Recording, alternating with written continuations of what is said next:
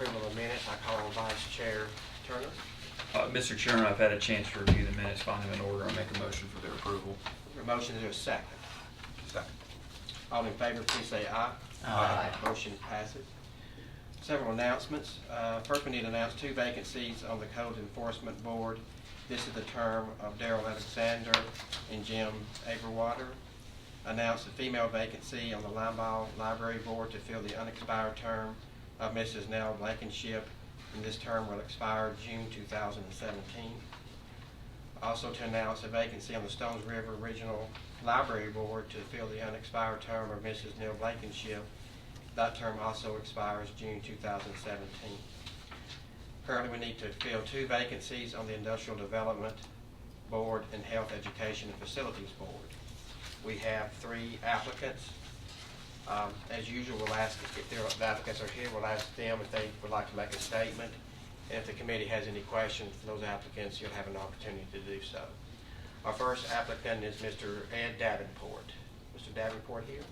Yes. Would you like to make any comments? Well, I've enjoyed serving on the IDB. I'd certainly like to continue. I have some experience on the county government years ago. Okay. And it's a really good program. I enjoy serving the county. If y'all have any questions, and I'll be glad to answer anything that y'all have. We certainly appreciate your 8 years of service for that. Any questions for Mr. Davenport? On the monies that the revenues basically that are taken in, what would be your ideal use of those revenues? Of course, they have to be education related, so we know that, but.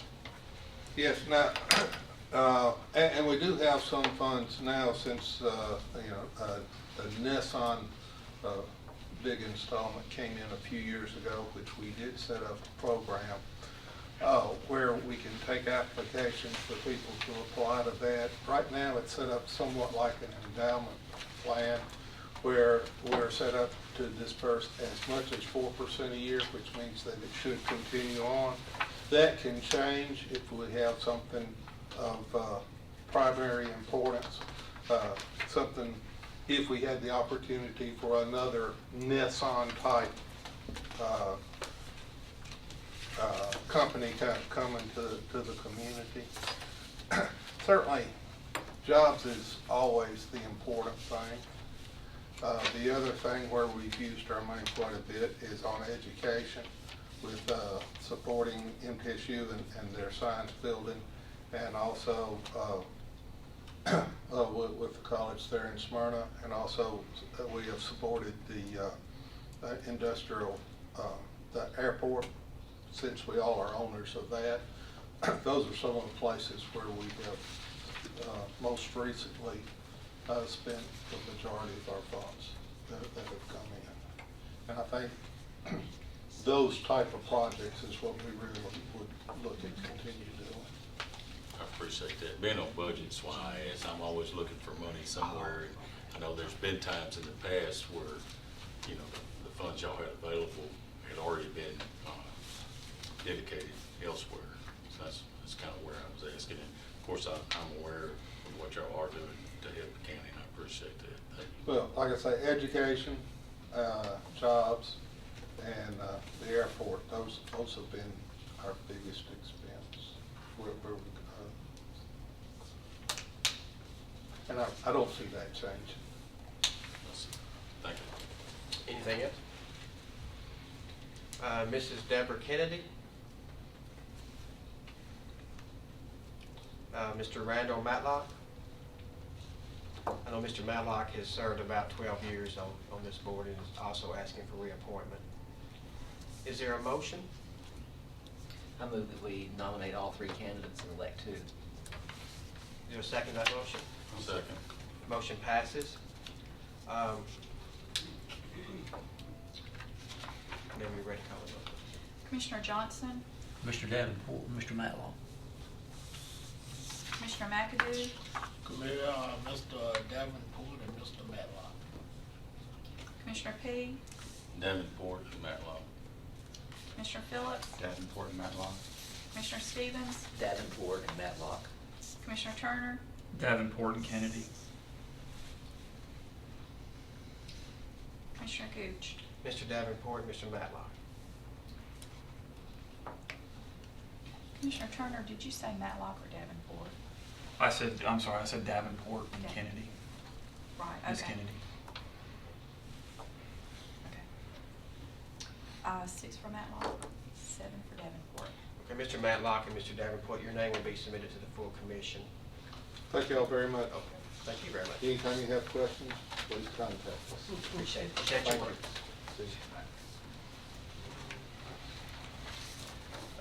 Next, we need to fill an alternative vacancy on the equalization board. This term will expire in April of 2016. We have one applicant, I believe, Mr. Joe Phillips. Would you like to make a statement to the committee? Just, thank you for having me. Appreciate it, Commissioner, board members.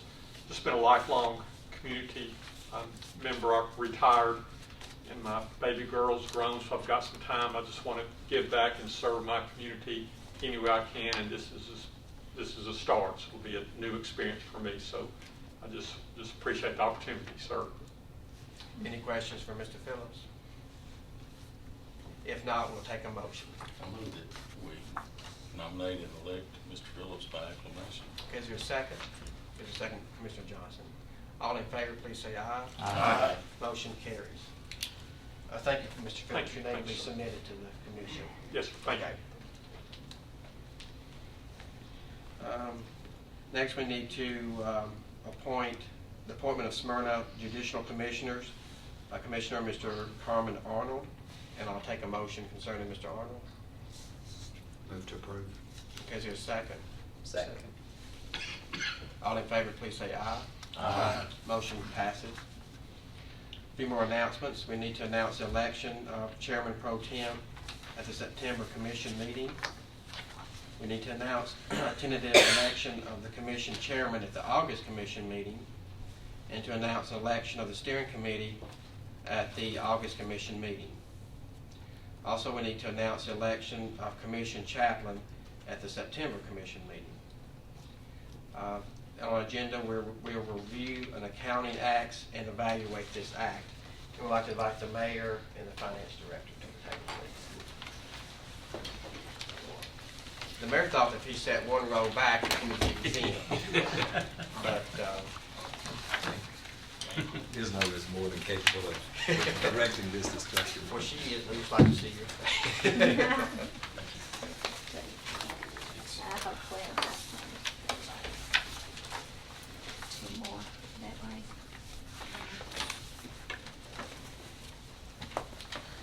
Lisa, I would turn the discussion over to you at this time. Okay, thank you. Okay, so I was charged with bringing to you comparisons between what we do regards to purchasing, accounting, and budgeting, what 1957 Act provides for, and what does the County Financial Management Act of '81.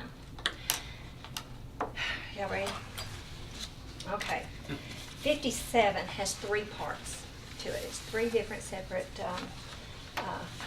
statutes that you can adopt.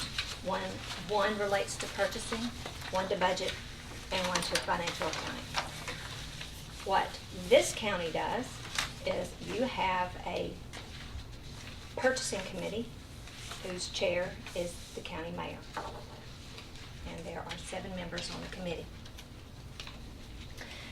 Under the 1957 Act, you can have 3 separate committees for each of those 3 separate statutes, or you can have one committee and they all take care of all business. The mayor is on that committee. It's a committee of 5, and the other 4 are elected, well, not elected, recommended by the mayor, but what's the word? Subject to confirmation Yes. by the commission. By the commission. Under the '81 Act, it's one committee that takes care of all 3 pieces of the business. And on that committee is the highway superintendent, the school board, the mayor, and 4 people that is put on by the commission. So it's a committee of 7. When you say the school board, you're talking about the superintendent? Superintendent, the school board superintendent. Highway superintendent. Under 81, so you've got those 3 heads of those, the way I look at the heads of those 3 major functions. Yes, and plus 4 that the commission puts on.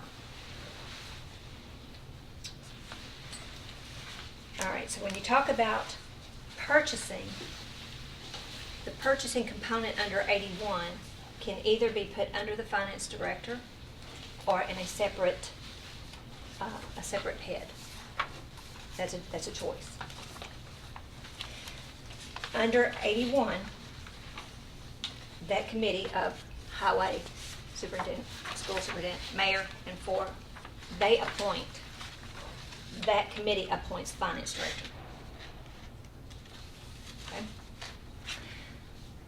Under 57, the mayor, the finance director is recommended by the mayor and appointed by the commission.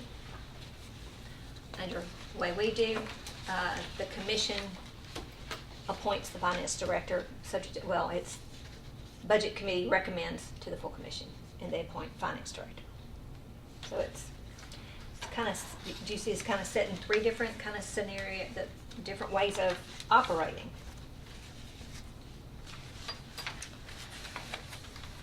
Okay. Under, when we talk about purchasing, do each of these have centralized accounting? Under 81 is yes, under 57 is yes, but under Rutherford County, we are not centralized. And each year the state points that out to us. We're appointed, you're right, it's in our audit every Every year, year. every single year. The county is controlled by Private Act 1943, Chapter 421, where the mayor serves as the purchasing agent and chairs the commission, chairs the committee. The Board of Education is under TCA 492203, and the road board is under 1951, Private Act Chapter 55. Are the schools required to participate? Under 1981, it's yes. But if things are not maintained or documents are not handled appropriately, the Department of Education at the state level can pull them out from under it. 57 is they can opt out. But the highway department, when we get to the highway department, yes, they are included in 81. Yes, they are included in 57 under the umbrella.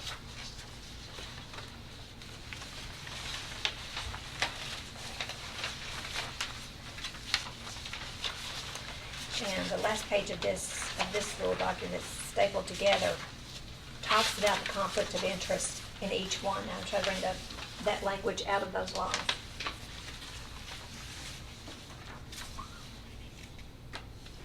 Under 57, it prohibits the purchasing agent, member of the purchasing commission, the county legislative body, and other officials of the county from having a financial interest or having any personal benefit interest, either directly or indirectly, any contract or purchase order.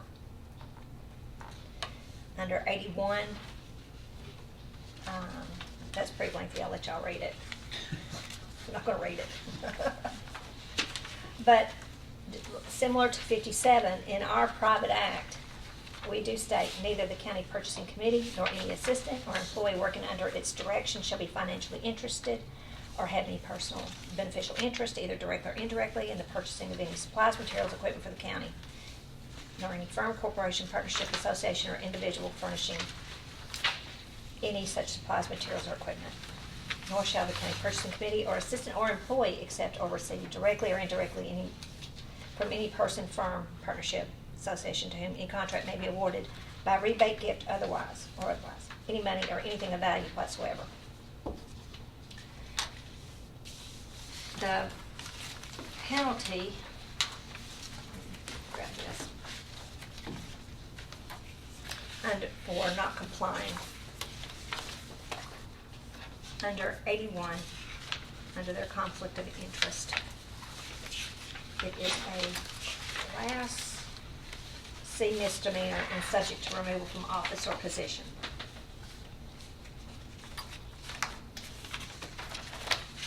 What's that? That was under 81. In the county's private act, any official named in this act or any official, agent, or employee of the county who shall fail or refuse to perform the duties required of him by this act, or who shall otherwise fail or refuse to conform to the provisions of this act, shall be guilty of a misdemeanor and subject to a fine of not more than $50 and removal of office. I might want to change that fine. Just because I'm a geek. $50 in 1943 is $694 today's dollars. There are stringent limitations on what fines the county commission can adopt. Most of them I didn't know are that. $50 max. We couldn't do this, huh? Probably can do that anyway. And I think, On the you had found 57. On the 1957, you have this one, it's the second page of the handout that I gave you. It says, no, I don't want to sit down. An official who violates this statute commits a Class D felony. It did go on to further note that it could be, on appeal, it could be found to be unenforceable, but the violation could constitute official misconduct, which is significant to us because of how that would translate through other subsequent acts that we know that we would need to follow through if there is official misconduct by a public official. So even if the Class D felony doesn't hold up, the official misconduct would need to be examined. Commissioner Howland, where was that in the? That's on the second page. It's, Oh, you gave that, they They have that? all have that. Okay. yeah, it's the Good. second page of the one that I gave Gotcha. you.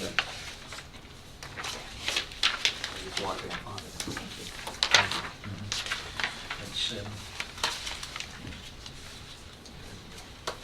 So, recapping, 81 changes of the structure, changes the structure, of how we do business.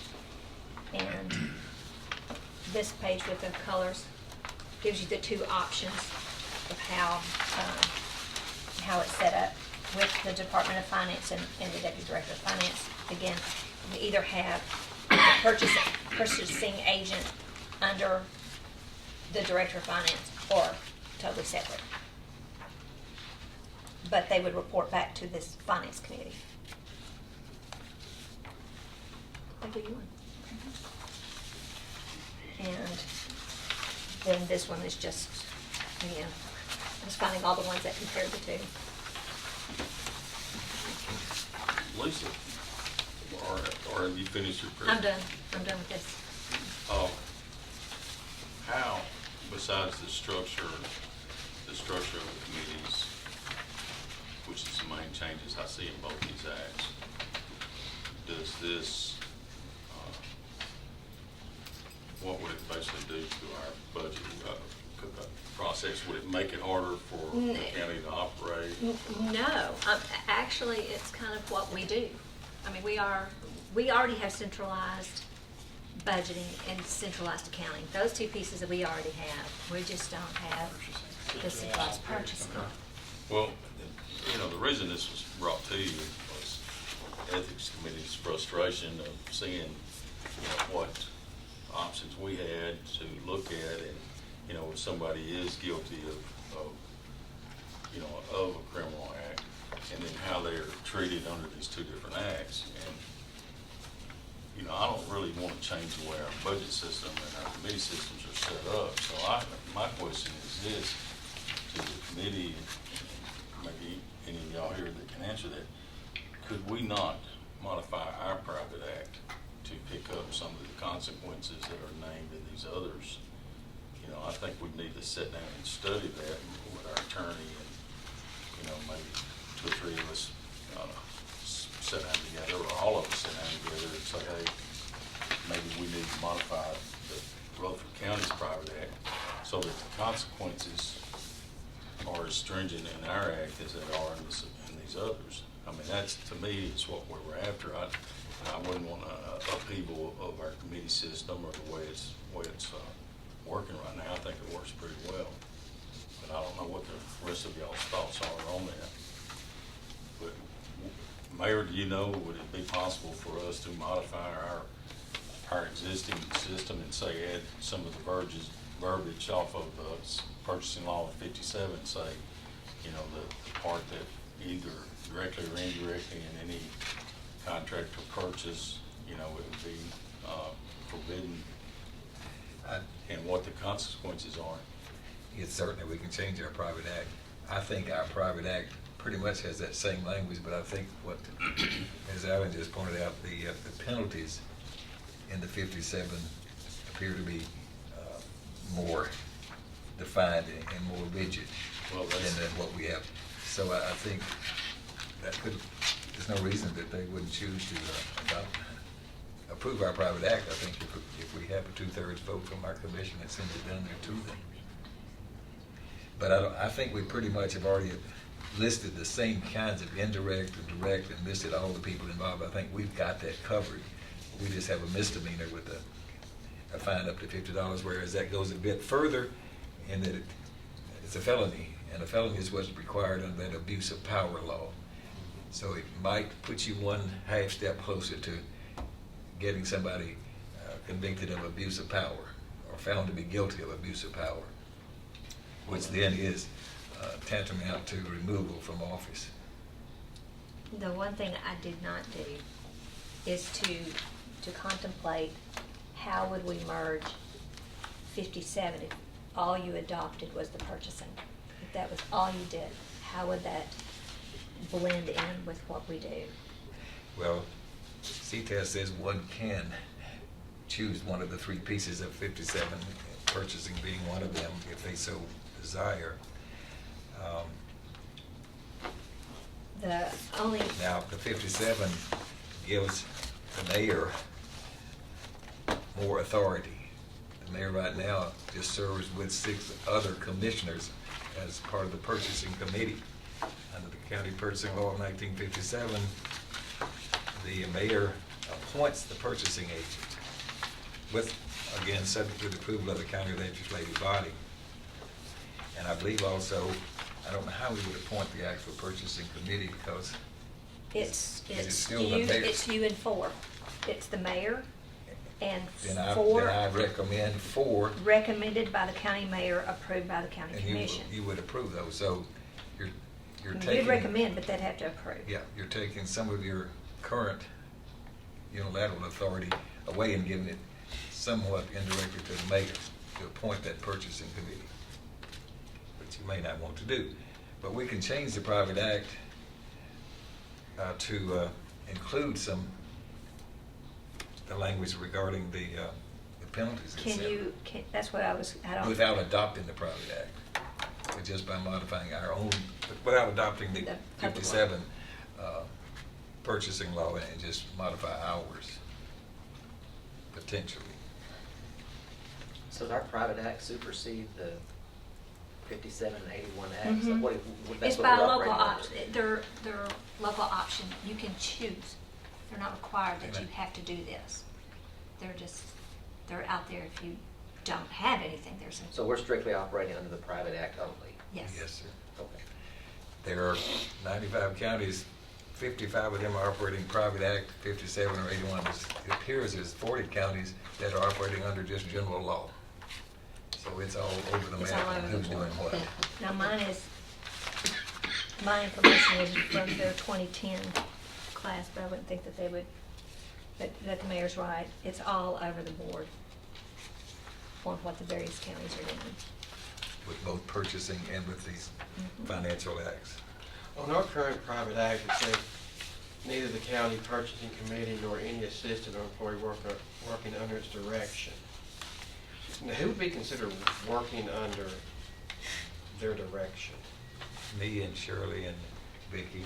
So it's right just now. a very limited, Yeah, employee-wise. Now, finance department works under, but not under the direction of the purchasing committee as such. so ours is very lenient on any kind of a conflict of interest currently. Well, it just has the applies. same language, the same strict language that these other acts have. It's the consequences. It's just we don't have that many people. And But you've also got the TCA 124101, which is the general conflict of interest statute that covers everybody. Well, that's what I'm reading Employee or- in the 57 to 81, they talked about employees and other officials, where what I'm reading in ours, it doesn't say employees and other officials, it just Maybe we can says beef that up. someone working under the guidance or direction of the purchasing committee. But we don't even have a purchasing agent except the mayor right now, Mhm. as designated. I like what Commissioner P was saying, if we could strengthen our language and not really change anything, the way we're doing business, and just redo our private act or increase language that mirrors more of the 81 and 57. But can you put the penalty of 57 in? Well, 57, wait, let me read that.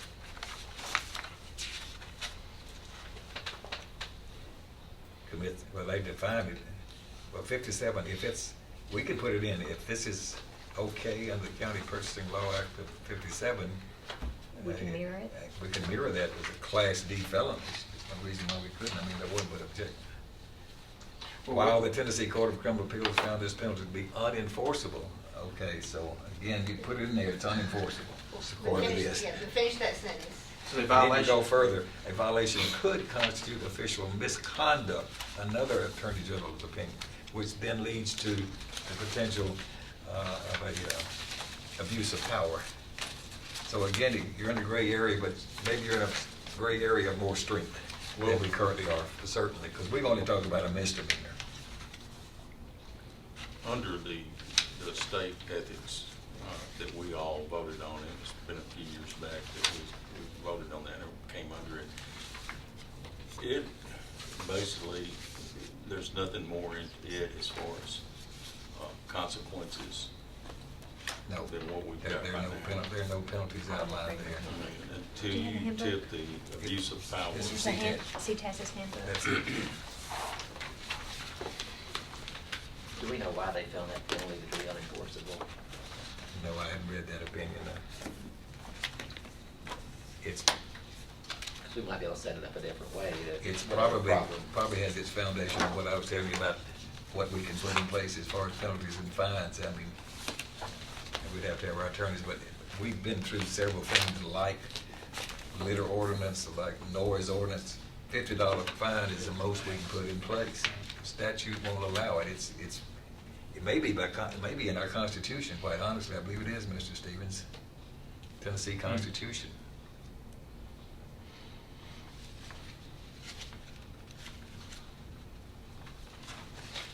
So if they found misconduct, what exactly are the consequences for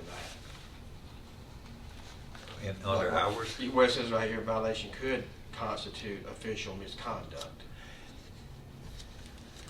it rises to the level, if you have to look at the whole set of code, and there's one section of code, abuse of power. And it will say, you used a process within government for your own personal benefit and gain, et cetera. It's that kind of language. It can lead to loss of office. Yeah, I think that's what Commissioner Yeah. Gooch was asking, was what is the punishment? What if we find or that's been And found? if you found that person, you found them, it's a felony, and if you found them guilty of that felony, then it's removal from office. So who's going to find this person guilty? Take them A to court? You Or basically have to take them into court. and I guess anyone could file that petition to do that, or the county commission? Well, you would likely think that the law enforcement, TBI, or someone else Okay. would bring charges against a person for derelict of Okay. duty or financial gain on their own initiative inappropriately. And then charges would put them into court. It would probably fall back under what we're allowed right now in ethics, which is refer it, you get different options to refer it, but we can't find somebody guilty and then they're in court. We had to refer a lot of stuff.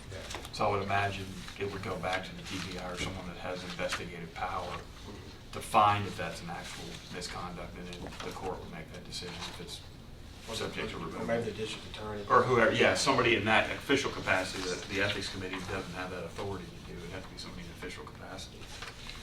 So Lisa, what you're saying is we could, on this restructuring everything,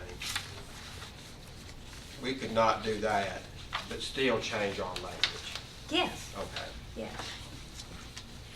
That's, I put on there, maybe I didn't, that, yes, on the approval, number 2, to do 81 or 57, it's just a 2/3 vote for the county commission, and then the private act is any other route, however you change the private act, it would be that process. It's the same way. It's the same process.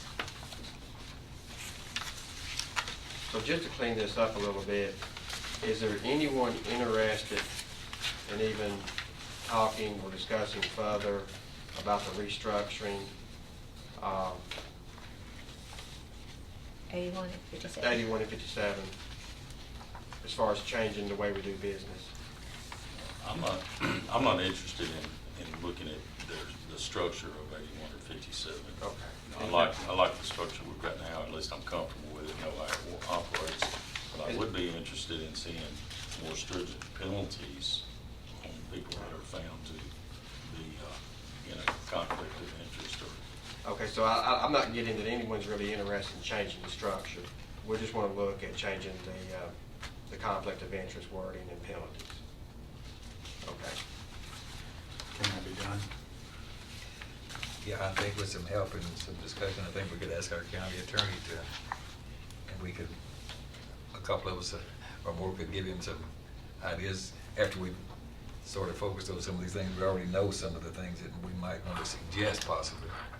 Would he be able to look at some of those attorney general decisions and Oh, give yeah, us some? we could pull those. Because that would be my only concern. I'd hate to vote for that only to find out that we can't do anything different Yeah, than we what don't we're want to doing put now. something in place if we don't have any. And that has no teeth to it. So if anything they could get would certainly help me. I'd be interested to see Okay. that. So do we want the mayor to meet with the county, and the finance director, if appropriate, to meet with the county attorney to come up with some suggestions for next month? Come up with a Recommendation. Okay. To modify the private act. Correct. And we'll use Ms. Allen, some of her experience she's already gained here as a beginning point as well. While we're doing that, would it behoove us to look at our purchasing act if we're getting that recommendation every year from the state? I mean, is there something Well, I we mean, can- That's really what we're that's talking kind of about. what they're saying. Well, I mean. Just like we've centralized budgeting and accounting is centralized purchasing. And when you talk about centralized purchasing, that means you're bringing in the highway department and schools. I see, But, I see.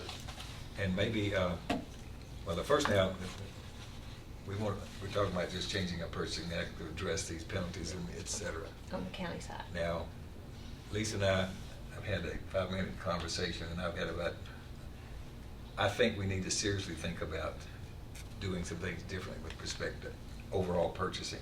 I don't want to get, and that's a lot more complex than this, so we need some more thought time on that.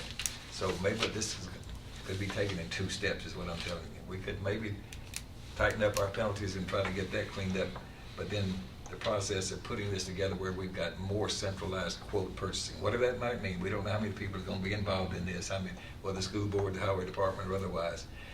But I think she and I pretty much believe that we're at the point that we need a purchasing agent. So between now, besides the mayor and Shirley and Vicki, okay, so between now and next budget time, we want to work on that, okay? So we're not quite ready to do that right now, if you get what I'm trying to tell you. You're not looking at a centralized purchasing But situation. it could be, that could be part of it. Later on down the line. Yeah, this may be something sooner than later. But the conversation still needs to start. Conversation needs to take place, and it needs to take place with the school board, with the highway Right. department. Yes. And all of us together, so that we can get rid of this audit finding that will be out there forever. Every year since 1978. It's not gonna be easy, so it's gonna take a lot more work.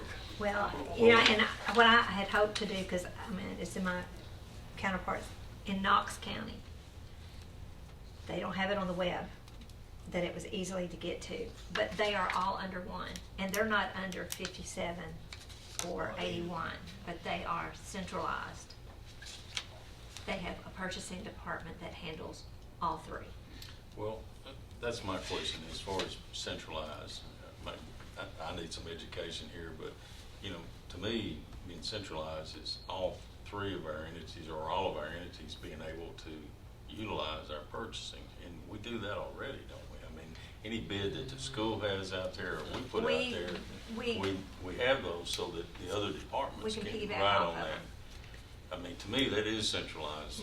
That's not But centralized. that's not what, that's what I'm saying, I need the education. Centralized is one person that does All three departments. all three. I see. You know, they would do, Concurrently. yeah, it would be, I would envision, this is the month we do paper and pens, this is the month that we do food, whether it's cafeteria or jail or whatever, this is the, you know, yes, for everybody, And would they like put out the bids and Yes. things like that? yes. The purchasing committee may still be the purchasing committee, but you know, They'd have- you've got one group of individuals that are actually managing this process. So It's that not, would- not Lisa's office, it's not the school board's office, it's some sort of So combination they would thereof. be purchasing asphalt and school books and deputies' badges Yep. and Wouldn't matter. whatever else fell out of the sky. Which is, I'm curious, Knox is definitely much bigger than we are, how do they do it? And we- they do all three. That's, I could see where that would bring a lot more talk.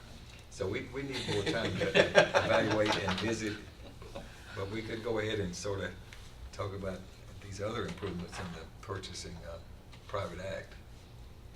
Yeah, that resistance to change is gonna be the hardest thing to do. It could be. Well, Yeah. that brings the question up, since he mentioned that, is as far as the road board or the road superintendent, do they have to agree to this, or if the county commission says, hey, we're gonna do 57, we're gonna do centralized, do they have a choice? If we do it private act, they're gonna have to agree to it. They're gonna have to agree to it, or they don't have any choice but to agree I'm to getting it? in the area, I don't know. We don't know. That'd be better. They wouldn't go against the private act. Well, I wouldn't think they could, but, you know, What about the constitutional officers? Would That's- they be under that too? that's, yeah, where I'm headed. It could be real good. Okay, so you're gonna continue your discussion, Mr. Mayor, on the purchasing and also meet with We the save money. Yeah, and Jim Coble. that, we want to sort of give us a good bit more time to work on that part of it. But if you want us to work on the private act with respect to the conflicts of interest, Yes. and the inappropriate use of funds and all of those, and strengthen the legal aspects of that.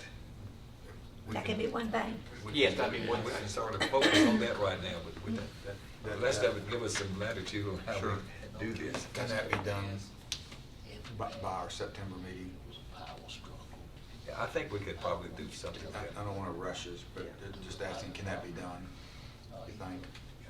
I think so. Okay. Well, if it can, it can, if it can, we'll do it. We will. Well, I mean, I guess I look at it, what we were talking about, it's gonna be a lengthy discussion. This, to me, is the priority, clean this up to what we are working under now. I think so. We've got a very simple private act right now, and these pieces we're talking about are just a small piece of it. Well, we won't have the ability to make any changes till the legislation comes Meets back anyway, in so we anyway, got- so we've got till, what, January? Right. One other thing to bring up on the highway. On the state law, it's 10,000 and above is when you have to advertise for bids, which private act is, you know, that's gonna come into play. You can make it more stringent than that. And we did have on the county side 5,000, and we did raise it to 10, and as I was going through there, the highway part of it here still has it at 5. At 5,000. So that might be another that y'all want to clean up, is this highway part, to at least raise that 5 to 10. Any other discussion or questions? Ms. Allen? Okay, thanks.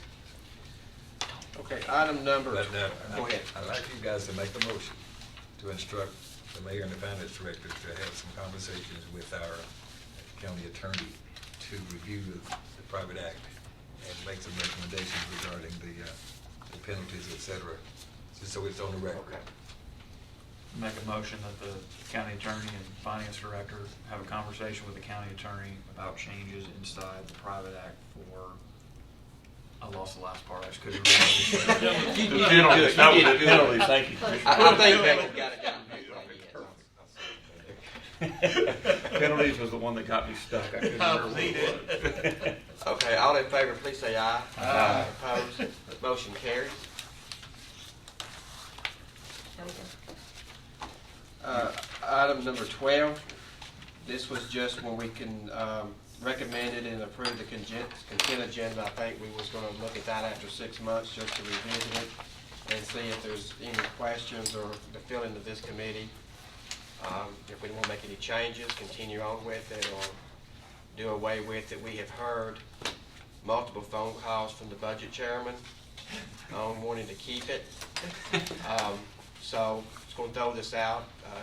Any questions or comments, or how do you like the consent agenda? We've made some changes on the fly that relates to bringing before the full commission elections and confirmations, and that was a significant change. I think that would keep the entire citizenry of Rutherford County more informed, and so I'm pleased with that. I'm also pleased with the way the thing has gone, and it's made our whole commission meeting process more streamlined and covers more of the authority of the committee process, I think. So I think Commissioner Stevens did all of his work on this last year, and we installed it. It was a good move, and I like it. As a matter of fact, if there's nothing that requires us to not continue to make changes to it if we see some things that we don't like, but I like it. Okay. Just my opinion. Well, one observation that I would have is, do we need to think about moving the public hearings to, say, 6:15? Or is that even worth? I really don't know. I mean, just as soon as we do that, something will happen and we will get a conflict. But we had to wait just a few minutes the other day, didn't we? We had to wait About 10 minutes. about 10 minutes. Yeah, but Go ahead, Mr. Becker. that would be nice, but some meetings you have all these recognitions and all this good stuff.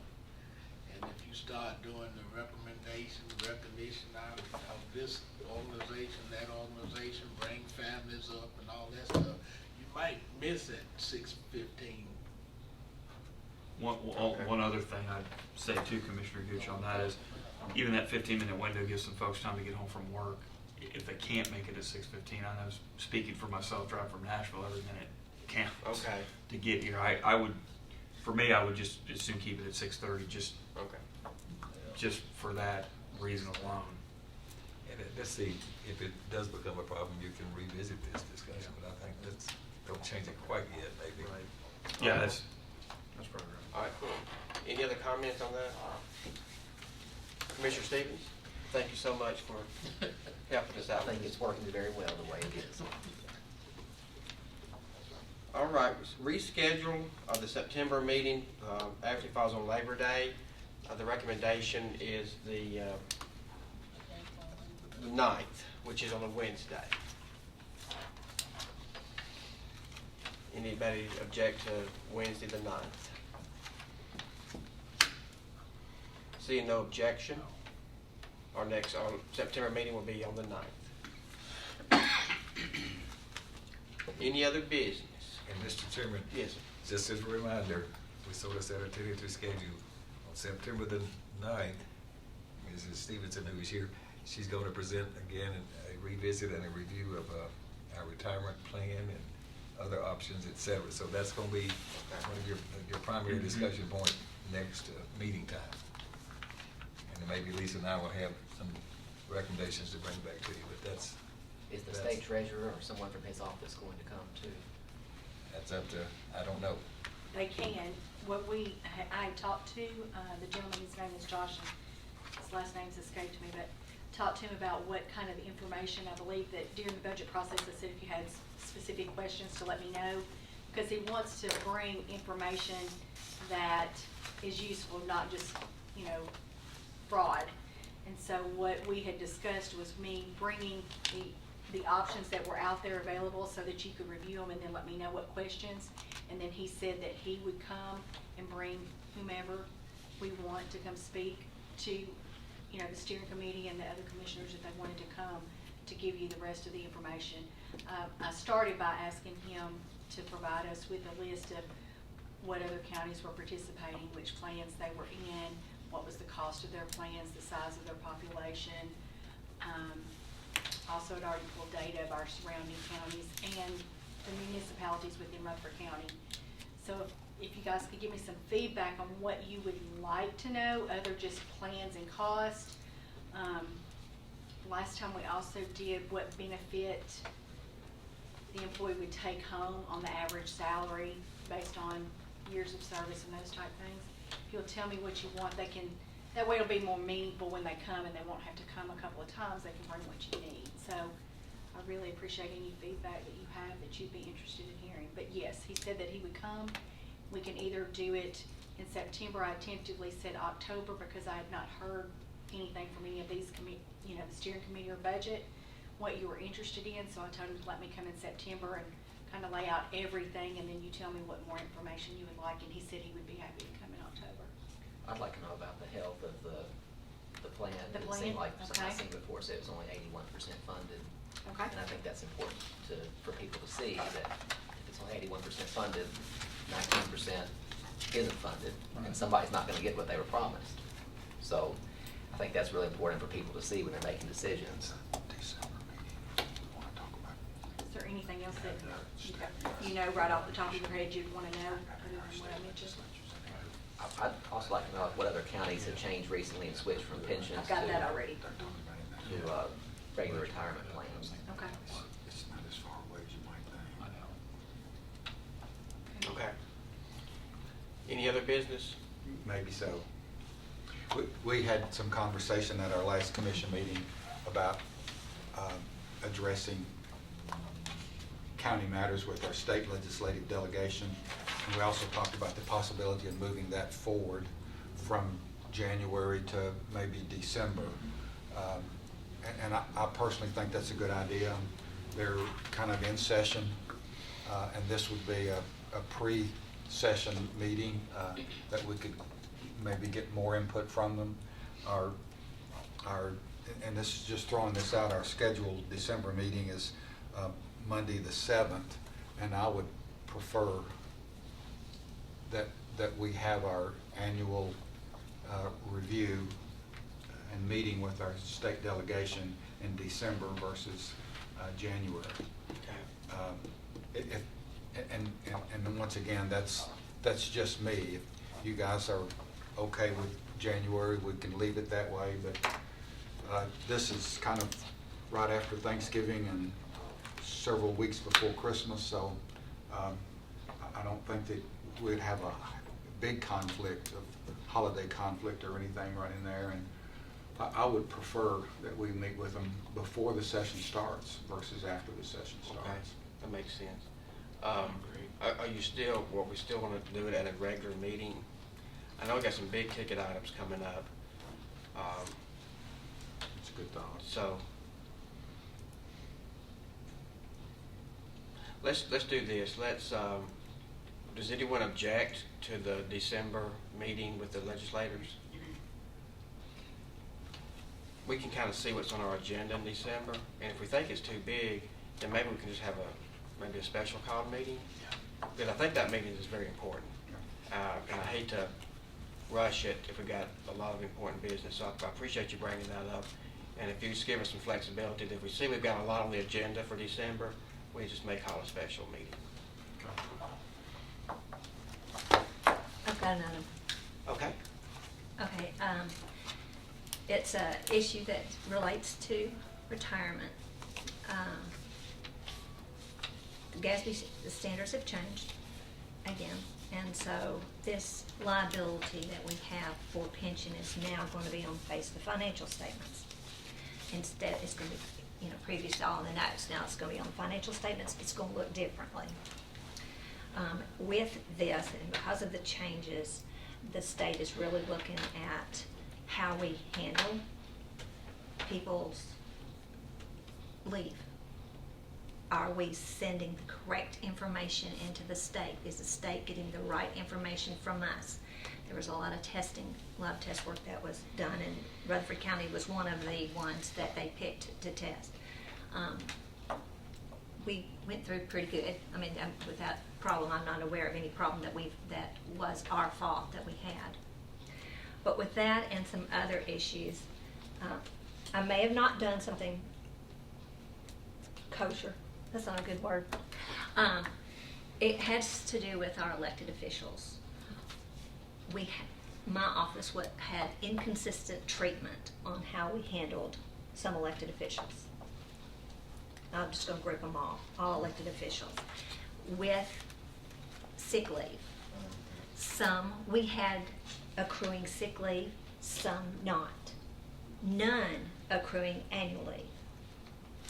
The inconsistent treatment concerned me, so I had my staff stop it, get it off the calendar until we can prove that we have authority to give sick. Now, where that comes into play is any unused sick balance can be rolled to the state and be service time.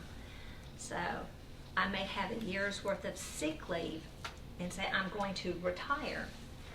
The county is not going to pay me a year's worth of sick, but it will roll to the state and say Lisa's got another year of service time. It does count in that calculation of what the benefit is. So digging down with it, and in 94 is where that we first find personnel policies and procedures in 94. And my staff, is the one who said it was 94, 95, 96, sometime in that area that sick leave wasn't really handled consistently all over the county. But this was an effort at that point to wrap your arms around how much sick leave, how much annual leave that you're given to employees. So in here it talks about how sick leave is going to be earned. And there's a part about where retirement credit for sick leave for employees of a subdivision, there's a statute and a resolution that this body adopted to allow the sick leave credit to be used in computing their retirement. But at the very end, it says, and this is not just sick leave, but it's also annual leave. And, that it says, all county department heads and fee officers, regardless of method of selection, appointment, or election, shall likewise be covered by personnel policies and shall be entitled to all benefits afforded other county employees. Okay, so that's That's what that the policy. commission approved. Commission By resolution. Now, so that referenced TCA 834-604. And this is a statute that allows a governing body of any employer participating in retirement system pursuant to Chapter 35, Part 2, may authorize its employees who have unused accumulated sick leave at retirement to be credited with such accrued leave pursuant to the provisions of this section. Before any such credit is granted, the governing body must pass a resolution authorizing the credit and accepting the liability therefore, which it did. So, it talks about employees. So when you go to the first part of this title, that talks about the definitions of all these terms used in this. it talks about, it's got an item of what a county official is. That a county official means a county clerk, a clerk of circuit court, criminal court, probate, clerk and master, a clerk of general sessions, where such general sessions court has an independent clerk, a register of deeds, a county trustee, a sheriff, a road superintendent elected by the county legislative body, by a road commission, commissioners, blah, blah, blah, blah. That's the definition of a county official. It also includes mayor. And then you come over and you say, okay, what is an employee? Because this statute talks about an employee. It says general employee means any person who is it talks about the state official, including legislative officials elected by General Assembly, who's employed in the service of and whose compensation is payable in part or whole by the state, including employees under supervision of the state whose compensation is paid in whole or part from federal or other funds, or any person in the employ of a political subdivision participating under Chapter 35, Part 2 of this title, or of Tennessee County Services Association, but does not include any teacher, state police officer, wildlife officer, firefighter, police officer, state judge, attorney general, governor, or county official. So it looks to me, and I've already got a call into TCRS, and she said they think they've already had a legal opinion. I'd hoped I'd have it by now, but I don't. That what you adopted might be in conflict with the TCRS, you know, what you can give sick leave credit to. So all this sick leave credit that some of the elected officials have been receiving may not count. But we really don't know if any of them have ever used this sick leave credit for a computation against their retirement benefits. Well, I'll say it has. If they have actually. We have had officials who have been employees, turned into elected officials, and time was, you know. Oh, okay. So I mean, that's what I'm But saying. did they so you'd have a incur hard time that while they separating were- what they earned as an employee I versus could, as an no. official. Well, here's the problem. Here opens the other door is elected officials don't turn in leave. Maybe one I'm aware of that turns in leave when they are not there. You can accrue the leave, you don't know if they've ever used it or not. They're not reporting it. They're not reporting taking leave. So I could, you know, you could easily go back. I've got in our system when anybody has reported it.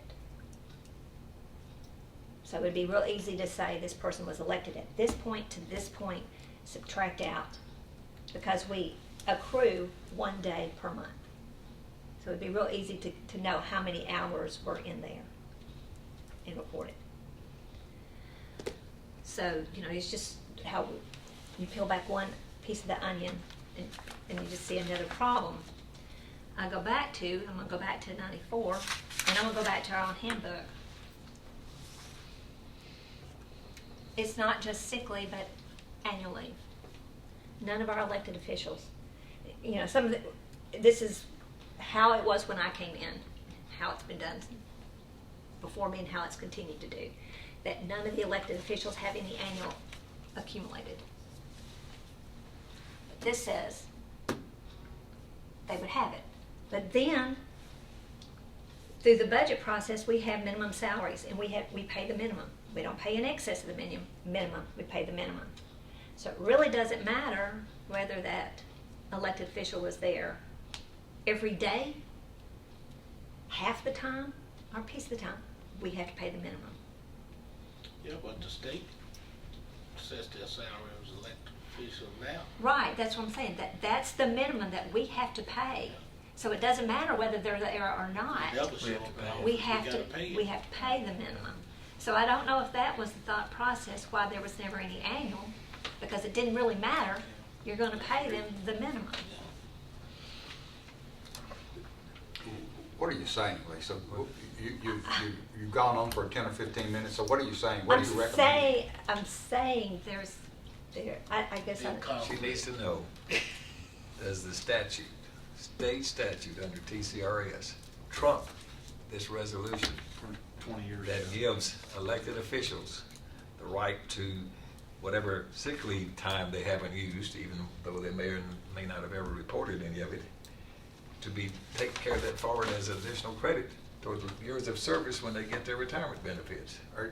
And you've already asked for a legal opinion, but you haven't got it yet. Yes. She Is that thinks what one we're- may have already been Yes, issued well, the girl I previously. talked to said, I think there's already one out there, and so she was going to hunt it down for me. I'm just letting you know that that's an issue. So some elected officials were not quite happy that I had pulled it off. Is there going to be a recommendation from, Well, we need to see what this I opinion gotta says. see, it might be a moot point, it might be but the other point that this, one of the officials said is,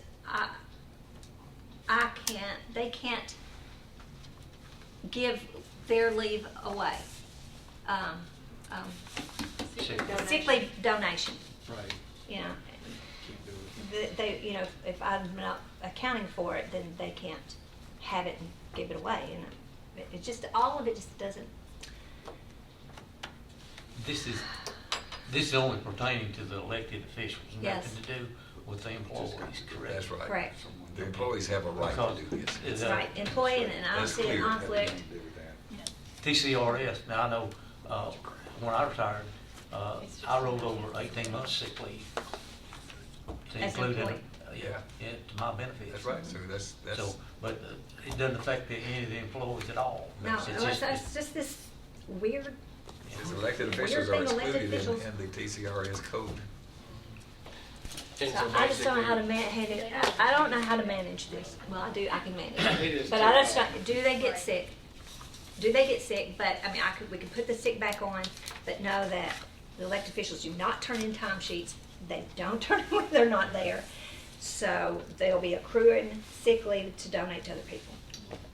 Now, if that's what y'all, That's the only way they could use it. if that's what y'all wish, then We may need this Attorney General's opinion. We may need to get our own attorney to review this. I don't know. no. So is the county official that's upset saying that they are not going to have that sick time to add on for time of service? That's Yes. basically the problem. Mhm. Well, that's- But I'm thinking, you know, until I get this, I mean, novice me looks like it's a moot point, that they're not. I mean, if you go by what the definitions are, they, you know, an employee is not them. Is not those county officials. Did we give the sick leave to other people that aren't in office anymore for whatever reason? No, I mean, it would be like, maybe, I mean, if somebody was defeated in an election or didn't run again, would they even It able just to goes use away. their sick time to count against, or to count toward their retirement? Have we done that for people in the past? We don't. yes. So what if we wrongfully did that for them? That's what I've got to dig out and say, you know, we've reported it, and that was very well maybe incorrect. And what do we do from here Get it for back. that? so what's your next step? I'm waiting on TCRS. And then what do you Like do? pulling feathers from the Well, nose? I don't think We're gonna that's. bring If- it back here probably. Well, and we, to undo that, what we have, and then clarification whether or not elected officials get annual and sick, Okay, and if they, so you're gathering But some see- more information and you're making another report to this committee. Okay. And what elected officials gets annual or sick, I think it's already been tested. Those folks are constitutional officers. I don't think they have to do a thing to draw that check. The only people they're accountable to are the voters. Because they, actually, they're not an employee of the Don't county. show up for 40 years. Well, Per they se. are. Yeah, They get they're paid by the county. They're an employee of the voter. Yeah, 'cause state said it. They've got extraordinary latitude on their behavior and their attendance without anybody's oversight. Any other business? Then this meeting stands adjourned. okay.